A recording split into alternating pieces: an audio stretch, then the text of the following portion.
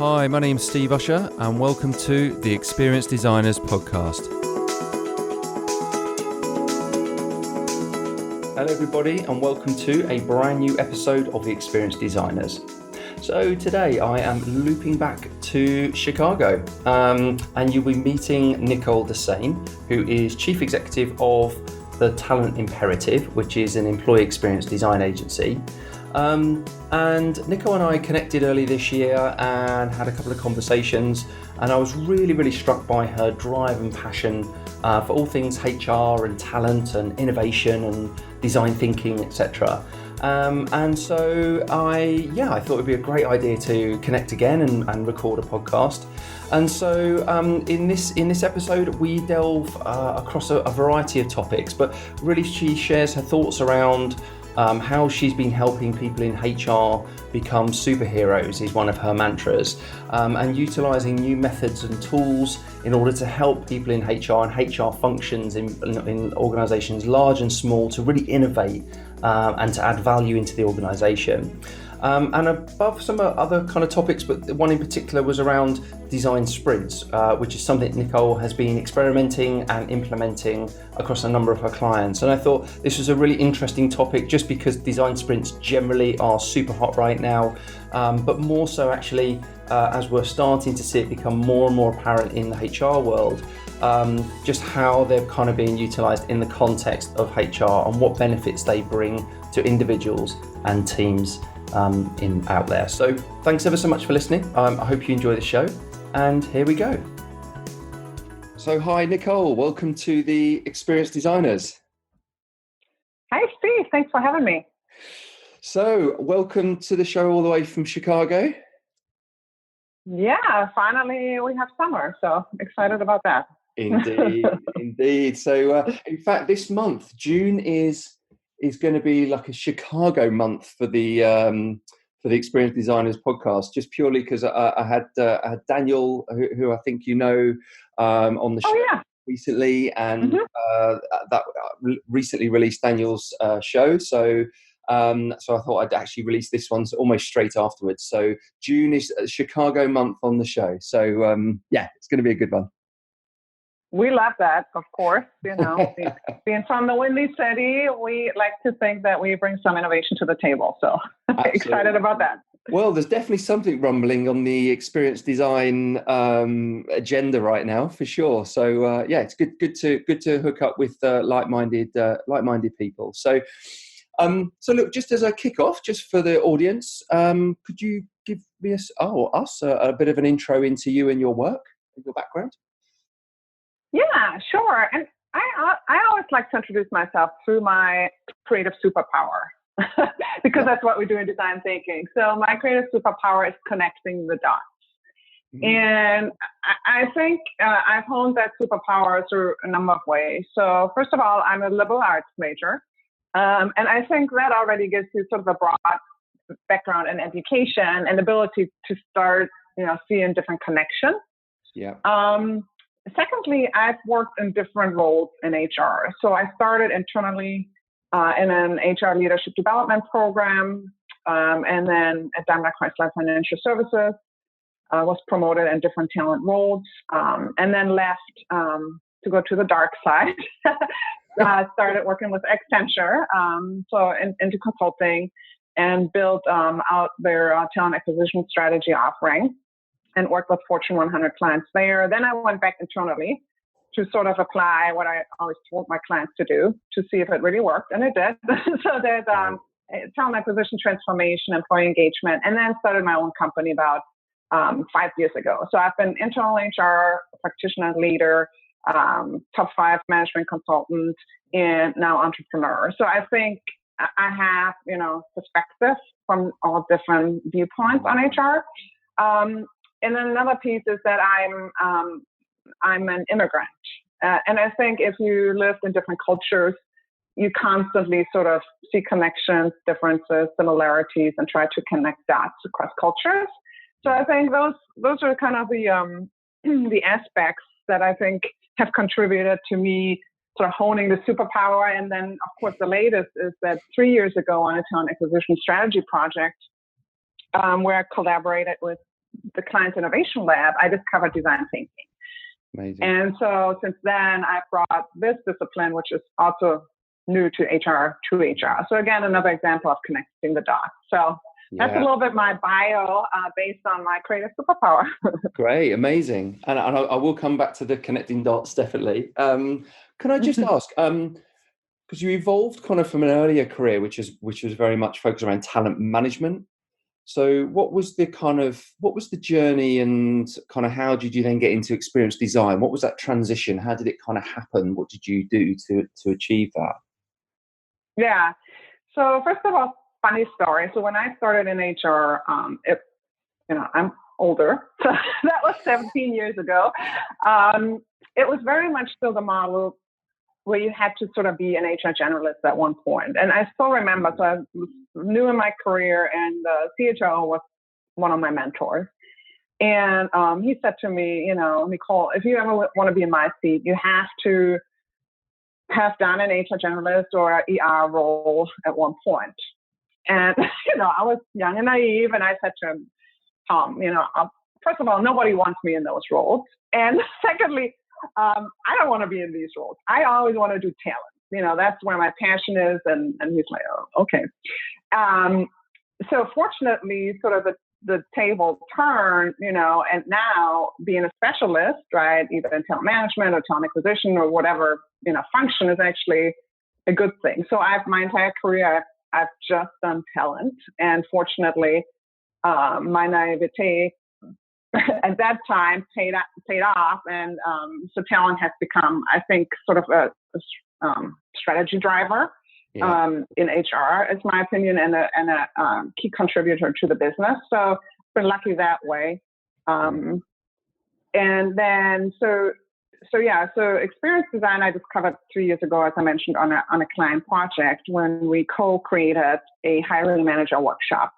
And I always liked to collaborate with clients, so that's been intuitive to me, but it was just an extra level of a method and a mindset that was truly empathy and co-creation driven, which I really felt like this could be so powerful for HR. And, my tagline has become, we've rationalized the human out of human resources. Let's bring it back. It's time we bring it back. Yeah. And it's sort of ironic, right? But anybody who's worked in HR knows it's true. We have been process-driven and policy-driven for so many reasons, valid reasons, right? But we live in an experience economy overall. People experience things, services outside of work. Everybody wants to have an experience, but then they, drive to work in the morning, and then 8 hours a day, they don't have an experience most of the time. So there is like this cognitive disconnect between living in an experience economy and not having an experience really at work. And so I think we need to, this is a trend I think that's not going to go away. No. So we need to fundamentally rethink how we, align this experience that we have at work to what people experience outside of work. Absolutely.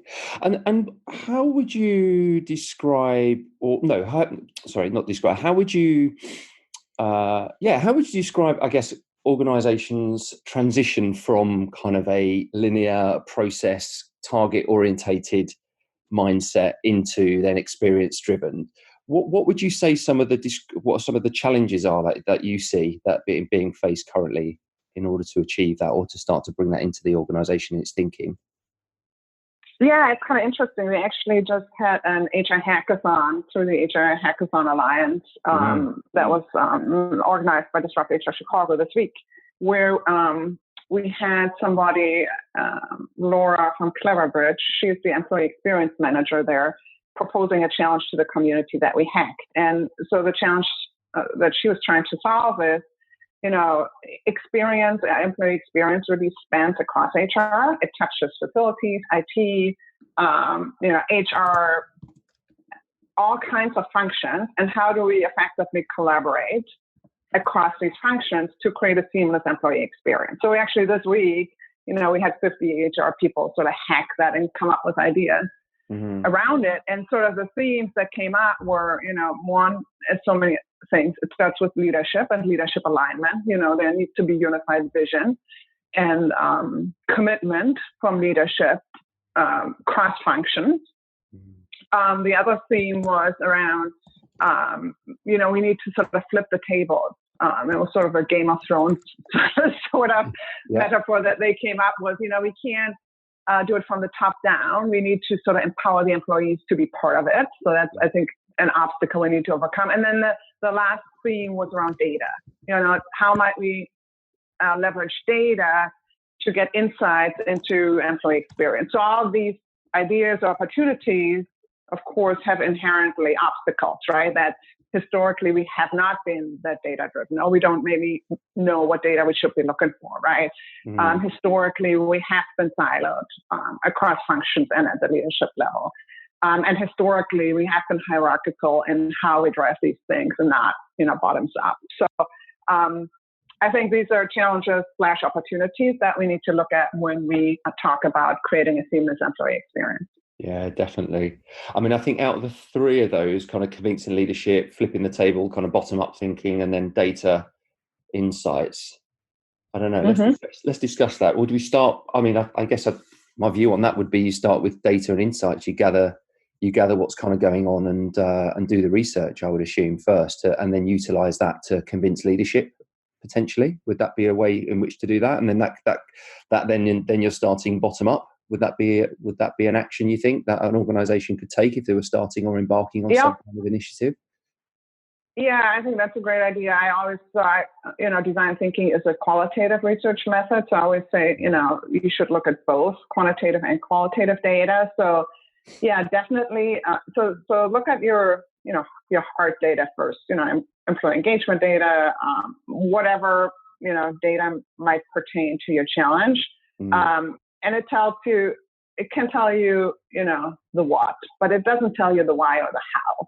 So if you want to get more influence into the why and the how, you need to really do some more of the qualitative research. So interviews, focus groups, observations. But yeah, definitely, whenever you go to leaders, have a data-driven sort of business case that you bring. The other approach that I've seen work is start with a business problem. So this is kind of unearthing employee data and bring it to leadership. Another way you can approach it is, interview the leaders and find out what their, burning business challenges are. And then, go from there and bring back data and try to find data that can support how we might address this through talent, right? Yes. So there's two, but definitely have a data-driven conversation. That's certainly a great tip. Absolutely. And so just tell me a little bit about because we've mentioned the two words a couple of times already, kind of design thinking. So I'd love to just explore that a little bit more around that on a segment, just to obviously it's a strong theme for this podcast series. Just tell me a little bit about I guess your epiphany of discovering design thinking, and I think you talked about kind of the empathetic approach and human-centered aspects. So what was it? What have you seen kind of over the last 3-4 years when you've been applying it or starting out in this area? How would you say it's kind of? How do you think it's benefited, or how would you think it's kind of worked within organisations that you've been working with so far? Yeah, I think it's so there is an aspect of. So first of all, the visual aspect and sort of the design aspect of it, I think is initially seems kind of scary, to us in HR who are not creative, right? We're not designers. So, but once you sort of get over that and get into it, I think there's the element of, in addition to the empathy, I think that of course definitely resonates when I talk to HR leaders with most HR professionals, right? Because that's fundamentally why people get into the profession. Yes. They might not actually do a lot or use it because, again, we're still process and policy driven, but most people go into HR because that's what they want to do. They want to help people, right? So what I've seen and sensed is that it almost gives HR permission to be that way again, what they always wanted to be, and to see the opportunities that it provides them. And I always talk about, using design thinking to turn HR into superheroes. I really believe it's a tool in HR's tool belt that they can use to be more strategic, more consultative, more employee driven, more business driven. And so those are, organizations who've applied that, I think, have seen a closer connection to their employees. They're excited about this process. And in turn, by bringing in employees and leaders early on, they get excited about it. And once you start it, what people have told me, it becomes viral, right? Because by the very nature of bringing people in, listening to them, treating them as adults, imagine that, people already are, more excited, more engaged, and more willing to, apply what you tell them versus, we create this program in HR in isolation, and then we come it down people's throats through, fancy change management programs. It doesn't work. Yes. It never really worked. But nowadays, with the current demographics that we have in the workforce, it really doesn't work. No, so definitely not. Definitely. I've talked about this previously. I think there's currently a super interesting clash happening of, I think, old school regime leadership and I would say just more recent thinking, basically. So, there's this kind of internal where they got leadership and new managers coming through, where I do think there's a bit of a clash happening currently at the moment with old and new thinking, if I can term it in that way. So I think that's interesting. Can I just ask, so if you were to give somebody sitting in a HR function right now some advice about extending and developing their own toolkit, because ultimately people only know what they know. They may be sitting in a role currently now where it's like, well, I know there's some things we could be doing better, but don't really know how to perhaps take that first step. Is there any kind of guidance or advice you'd give around that, just about evolving that toolkit and utilizing that internally? Where would you recommend they start?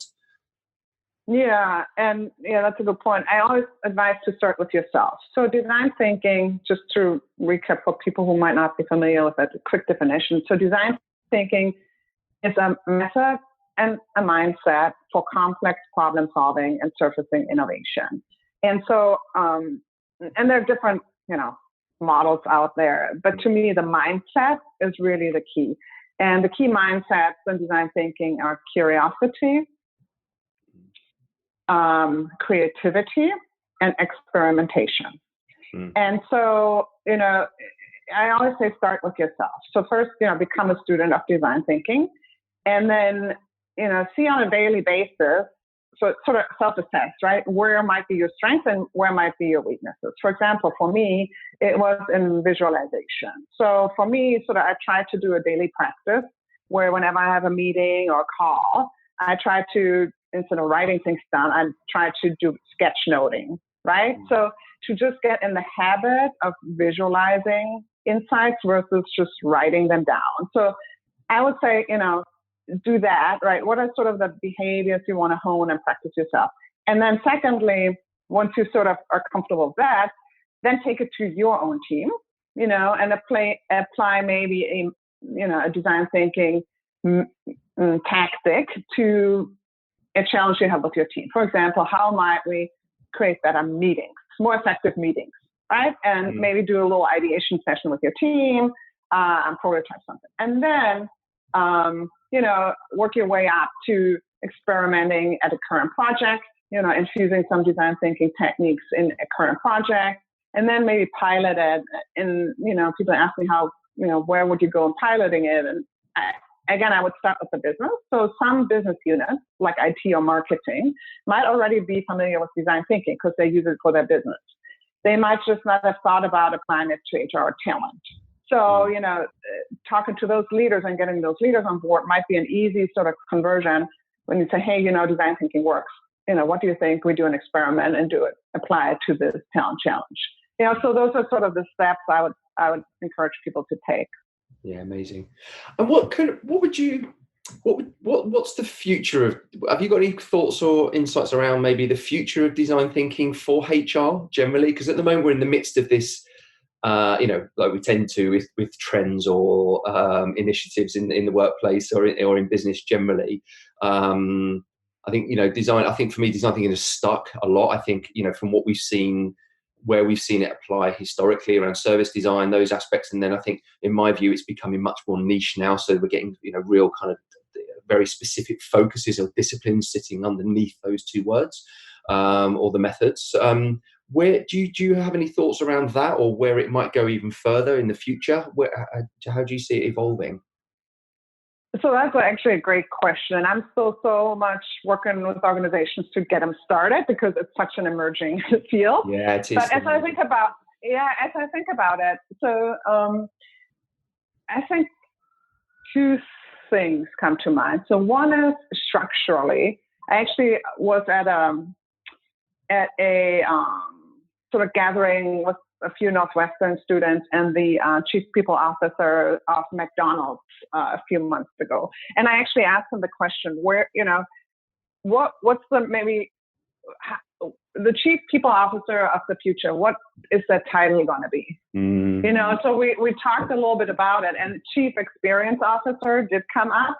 And there are some companies who already have a chief sort of experience officer who oversees customer experience and employee experience, like Adobe, for example. Yeah. So I think structurally, right, where does experience, customer and employee experience fit? And will it be under one sort of head, right? Because then we're looking across experiences in the organization. So customer, employee, community, maybe, whatever. So I think that's the future. How are we going to structure it and scale it across the organization? Yeah. And then secondly, how are we even better marrying quantitative data with qualitative data that comes from design thinking? Definitely. Right? And sort of package it up into a insight, dashboard or, create more sophisticated insights into constantly changing and evolving the employee experience. And what does that look like? Absolutely. So I think to me, those are a couple of, so structurally, role-wise, organizational-wise, and then sort of insights-wise. Yeah, definitely. I think those are future areas. Mm-hmm. Yeah, I agree. I see from a CX perspective, obviously, when you look at kind of customer experience, I think that's been around a lot longer in terms of, if I looked at that as an industry, say, I would say the maturity level is way ahead of EX in many respects. I definitely see things like natural language processing type technologies now being utilized in actually turning that, not just in customer feedback and the qual aspect of that, but then turning that internally into the organization. I'm definitely seeing more of that evolving for sure to identify themes. Not just obviously pulse surveys and those types of things have a positive. I get it, but certainly, utilizing some of that technology. And I think interestingly, CX also, we seem to be some of the terminologies starting to change. I think. We tend to be moving into kind of experience management, where it becomes, the design part is kind of evolved, but now it's how do you then manage it on an ongoing, how do you monitor it and manage it on an ongoing basis as a continuous cycle. So I think we'll move. I think we'll do experience design and get the experiences developed, and then it's all about how do we manage it and monitor it thereafter. I think that's going to shift away from what we've historically done it, I think, in some respects. But it's interesting. CX and EX have been around for years, but I do completely agree with what you said earlier on in the conversation. I think it's going to hit. It's here to stay. It's not going anywhere. I'm really, really pleased to see that this stuff now is actually really happening, and that there's some organisations producing some really amazing work in this area now, which is amazing to see. I'm just going to switch slightly the topic. Because I know this is something you've been experimenting and working with recently. So certainly from a product perspective, we have seen in the last couple of years, we have seen design sprints obviously emerging and just exploding. I think if you are, I've only up until fairly recently only just come across them, and it's such an amazing community to plug into. It's very open and very giving, and yeah. So I know you've been working with this, haven't you, from a HR context point of view? Probably another example of methods from the design industry, I guess, kind of translating easily into, or certainly translating into other areas. What's been your exposure to that, and a bit of an introduction to design sprints for those that haven't come across it or heard about it before? Yeah, happy to chat about it. But what you just said actually sparked another idea. So when you said, plugging into the design community, so that's another tip I'd have, because I've done that as well. I think historically we have been mainly plugged in to the HR community, or I have, HR conferences, talent conference, whatever. And I just recently discovered service designers, right? Because that's where design thinking comes from. Yeah. And so I've attended conferences and meetings and with that community. And so that would be another tip for me. Get out of just your HR bubble and try to attend some of these meetups or gatherings or whatever, because I'm telling you, you're going to be re-inspired. It's a totally different world where these guys come from, but it's very inspiring. So that's just a side note. Yes, so Sprint. So Sprint is a method that was conceived and evolved and tested actually with, I think, over 100 companies at this point by Google Ventures, Jake Knapp, and him and his co-author, John Zaretsky, by whom I actually got trained, which was great, came to Chicago and I got to attend a boot camp, wrote a book, Sprint, and it's applying design thinking methods to a 5-day process. Yep. And so it's kind of interesting. So I'm a former Accenture consultant, and so I've done a lot of my share of strategy projects. And usually a strategy project takes, can take, I would say, up to 4 weeks. So I was like, how can you do something in 5 days? And I think that's where the initial skepticism might come from people as well, right? It usually takes X number of weeks, a month to even get stakeholders together, let alone prototype and test something. So I kind of customized the Sprint method to talent. So it's been used historically for product design and app and website design. So there's some customization need to talent, because what we're talking about, again, is experience design. It's slightly different, especially when it comes to prototyping, etc. And an example that publicized that I can talk about is Arity. They're a tech spin-off of Allstate Insurance. And we did a sprint redefining their new hire, first day of the new hires experience. And so we applied the process, 5 days, had a tested prototype at the end of 5 days. And then I went back to them and asked, so how did you implement, stuff like that. And so from the start to the end, it took them 8 weeks to, come up with a new idea, prototype it, test it, and implement it, which is like unheard of in, HR program design and implementation. This usually can take months to get it done, right? So the speed of it, and the other side benefit is that so you bring together up to 7 participants who are together for 5 days.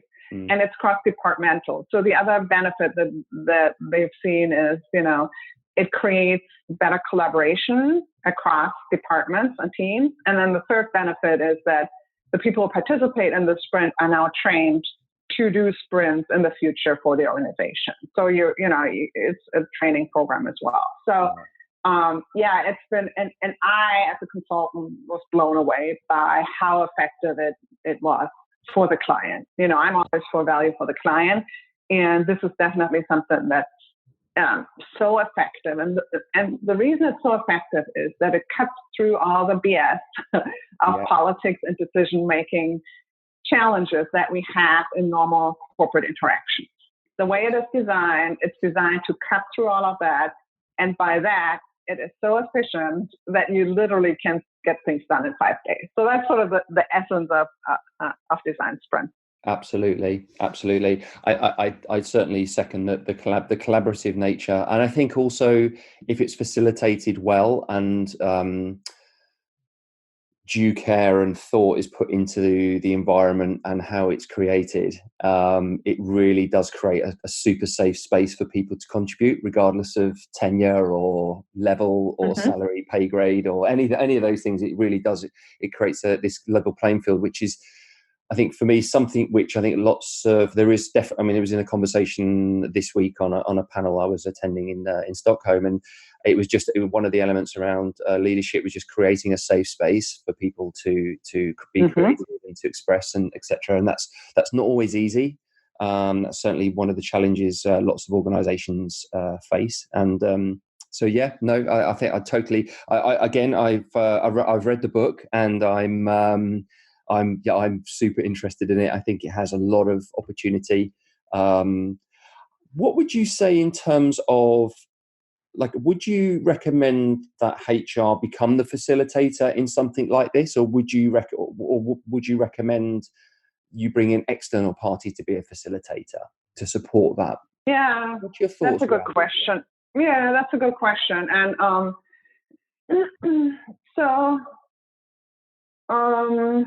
I think it depends. I'm a consultant, so I say it depends. It depends on the challenge, I think, and how, let's say, maybe loaded or emotional or political it is. So true. I think the more maybe complex or political or loaded or siloed or whatever, it helps to bring somebody in from the outside who is a more objective, neutral sort of party. I think definitely for that, I would do it. I would also do it if people aren't familiar with sprint facilitation yet, So if you're new to it, it might be good, again, to bring somebody in initially, but then you get trained through the process and then you can, do it yourself. So I think that would be my recommendation. Because facilitation is an art form in itself, for sure, and exhausting. Okay, good stuff. And again, where do you see this evolving in terms of from a HR point of view? Where do you see this kind of? Do you think it has legs to have an impact within HR functions globally? Oh yeah, definitely. I think it's a matter of deciding. I'm actually about to work with a client right now on a more larger employee experience consulting project, and possibly within that, we're going to pilot sprints, right? So I think it's more figuring out how do you plug in the different methods, right? And what's the right time and context to do a sprint versus a workshop or an end-to-end consulting project. So it's kind of thinking through what that looks like. But I think definitely as a method, it's so effective and it's so efficient. And we live in an age of having to be agile, right? That's other big buzzword in organizations. Yeah. And this method in itself, it's a very agile method, and it gets results very quickly, and it gets results that are visible very quickly. It also, so the example that I shared, Arabi, again, the business, if the business is engineering or software engineering or something like that, they likely use sprints already for their software development process, right? So actually when my client and I pitched it to the CEO of Arabi, she said, we're going to do a sprint just for talent. And he's like, oh, okay. It was like the easiest pitch because, again, they use it for software development. He knows it works. They just haven't thought about applying it to talent. So, so that's the other piece why I think it's highly effective, that your business likely has used it in some shape or form and knows it works, right? Yeah. So. Yeah, absolutely. So let's I'd like to just delve a little bit into because you mentioned it earlier about some of the change around the HR function changing and potentially becoming more people focused, etc. What's some of the? I just want to delve into that a little bit more, because I think it's a really interesting topic right now around the function, the HR function, and its evolution. And some have cited that there might be kind of a bit of a tug of war with things like marketing coming in and taking some elements, and maybe kind of finance with some of the insights and this. So I just want to get your view around how you see the HR function evolving, and where you think if we were to rewrite a HR function in 2030, what do we think that might look like? How do we think it might be behaving or acting within the organization and the people within it?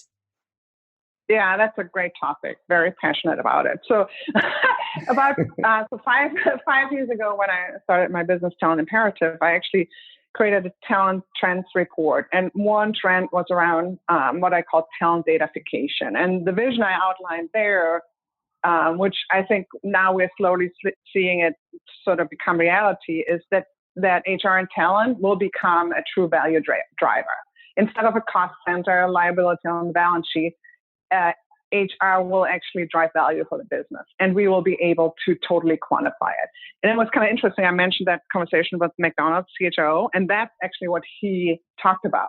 He's like, we are now seeing this at the board level, and we're seeing it, at company stakeholder level, that more and more data points are requested around talent, HR engagement, and these kind of things. And so he said he's seen some of the same sort of things. So I think that will definitely be one trend, right, or one big thing that HR will be. And we are still somewhat in the infancy in some, there's a maturity curve in some organizations still around it.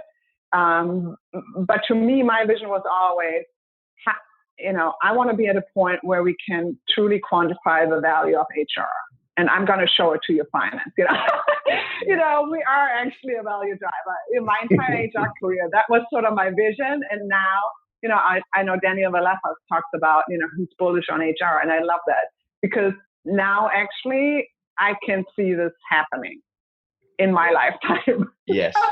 So the full, datafication of HR and talent and showing its value to the business, quantifying it. So I'm really excited about that. So I think that will be one part.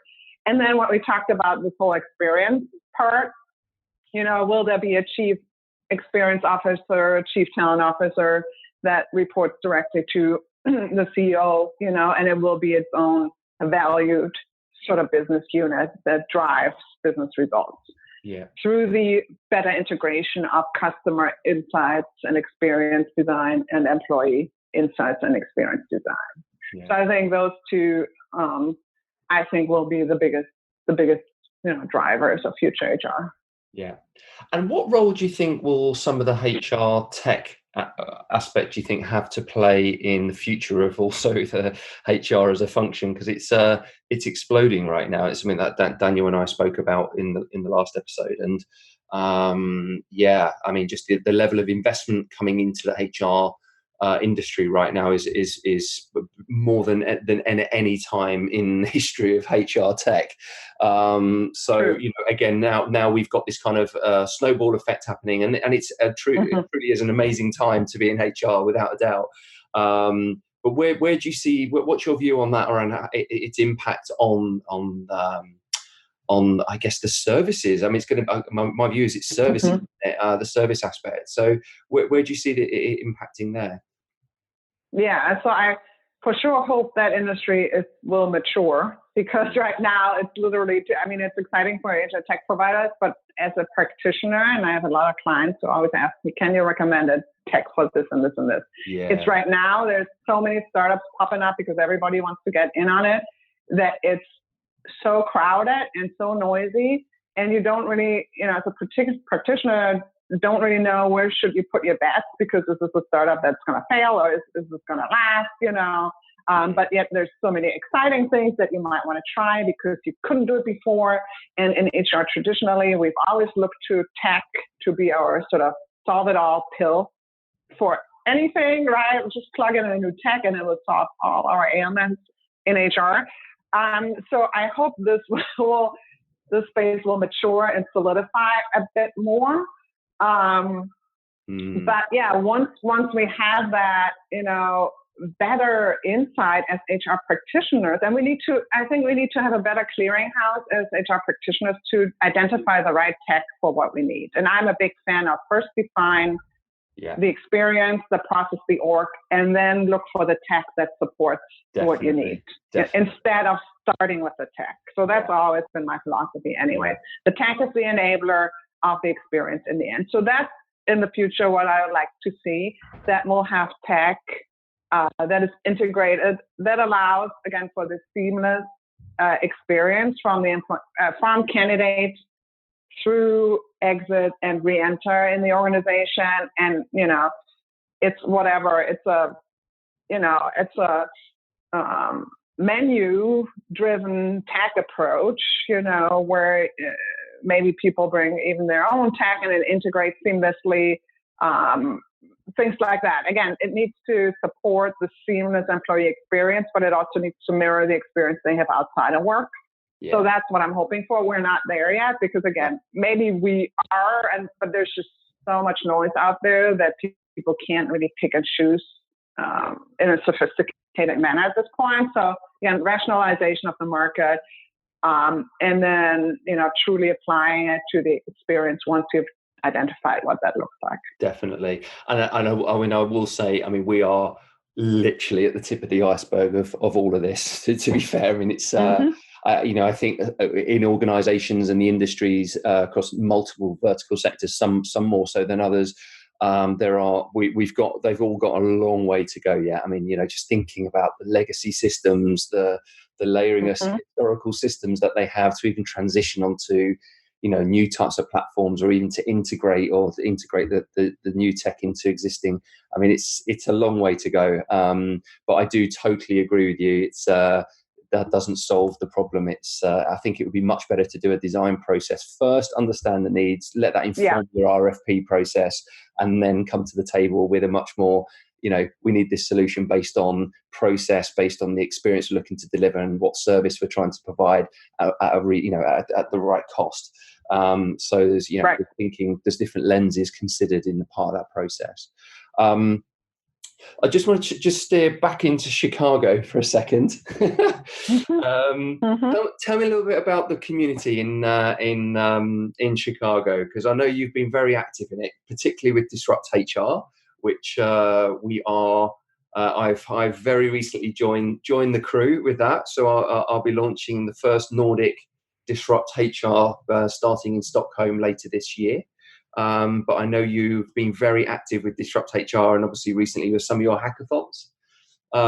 So yeah, tell us a little bit more about that and your journey with that. Yeah, well, welcome to the Disrupt HR community. Thank you. First of all, so cool. Glad to have you. Yeah, so I started the Chicago chapter 4 years ago. Yeah. And so it was born one part from frustration and one part from excitement. So I was frustrated at that point. And so I actually when I talked to Daniel, I said, if you asked me 4 years ago, I would not have said that I was bullish on HR. I was quite frustrated because I didn't feel the function. And maybe specifically in Chicago, was keeping pace with the needs of the business. And it wasn't evolving at the pace that we needed it to evolve. So I found out about Disrupt HR Chicago because I found a video, and then I started binge watching, like the HR nerd that I am, binge watching some of the videos, and I'm like, oh, that sounds interesting. I want to speak there, So I looked for Chicago, and there wasn't a Chicago chapter, but it said, if you want to found a chapter, click here. And I'm like, do I really want to do that? That sounds like a lot of work. But but I did it partly because of that frustration. I didn't feel there was innovation in HR in Chicago. But we had a really emerging entrepreneurship and innovation ecosystem in Chicago. So we have 1871, which is our entrepreneurial hub. And Chicago has evolved as one of the, B2B startup cities in the country and the world. So there was this happening, and we have Chicago Innovation Awards. And I was really inspired by, that community. And I'm like, what if we could bring some of that spirit to HR? So I thought this might do it. And so we started it, but we didn't really know if we'd have people show up. Is this even something that would resonate with the HR community in Chicago? Yeah. And so we did our first event at 1871 in the entrepreneurial hub here, which has 250 seats. And the very first event, we were sold out and had 100 people on the wait list. And this has been for the past 4 years, what we've experienced. Wow. So it was like there was this latent need and interest here. It's just nobody had, kind of brought this community together. So it's been amazing. So now we have over 2,000 community members in Chicago, and they're super engaged. And about 2 years ago, so the basic Disrupt format are those 5-minute TED Talk style talks. Yes.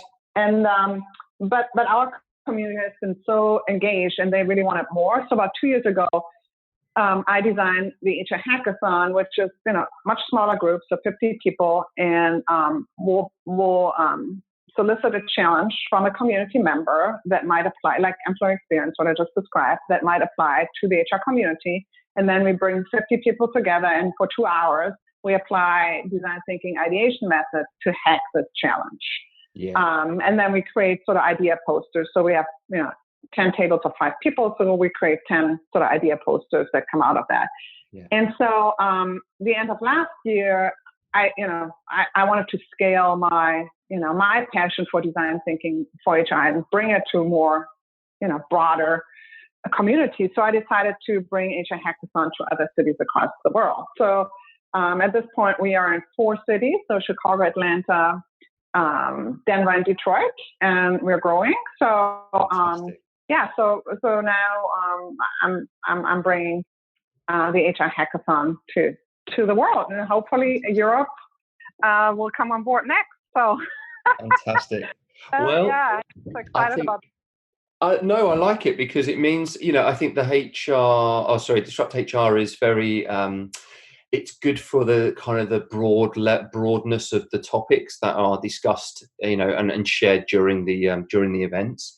I think the hackathons, complement really well in the sense that they then deep dive into specific topics and then actually have some kind of outcomes and some ideation and some, and people's different contributions to that and different perspectives. So I think that's a wonderful idea. Well done. Well done. Let's talk about Europe. We'll talk about that offline. I think we'll have a chat about that one. For sure. And so just in terms of, just to finish off, is there anything just from a sharing perspective that you would recommend to anybody out there working in HR or talent acquisition, talent management, or any of that kind of function or discipline that would help them develop? So anything you would share, whether it's kind of books, resources, courses, or anything like that you would say definitely recommend having a look at this, or considering maybe asking your employer to support from a budget point of view for some form of training. Yeah. For sure, yeah. So if you just want to get a basic overview of design thinking, not necessarily applied to HR. So I got trained by IDOU, so they have some online courses. I'm a certified practitioner through IDOU, and then became a coach, and then also through Luma Institute. So those are 2, design thinking learning providers. And, IDEO obviously is the design firm who popularized it. And with that, their current or outgoing CEO, Tim Brown, wrote a book, Change by Design.